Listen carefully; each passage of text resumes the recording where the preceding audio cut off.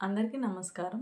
పిల్లల్ని ఈ విషయంలో నువ్వు బాగా పర్ఫార్మ్ చేయట్లేదు, లేదా ఈ సబ్జెక్ట్‌లో నువ్వు మంచి పర్ఫార్మెన్స్ చూయించట్లేవు అండ్ నీ బిహేవియర్ ఇలా బాలేదు అని చెప్పి జడ్జ్ చేస్తూ వాళ్ళని తిట్టడం గానీ, నువ్వు ఇంతే వేస్ట్ అని ఇలాంటి మాటలు అనడం గానీ చేస్తున్నారా?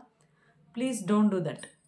Be careful. మీరనే ప్రతి మాట వాళ్ళ చిన్న మైండ్‌లో ఫీడ్ అయిపోతుంది.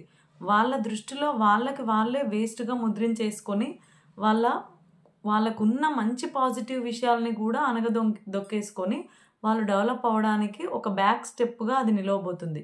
కాబట్టి మీరు ఏ విషయంలో స్లోగా ఉన్నారు, నెగెటివ్‌గా ఉన్నారు, లేదా బిహేవియర్‌లో డిస్టర్బెన్స్ ఉంది అనుకుంటే దాన్ని మీరు స్లోగా మార్చడానికి ప్రయత్నం చేయండి. అంతేగాని వాళ్ళ పట్ల ఒక చెడు ముద్రని వేయకండి పిల్లల పట్ల.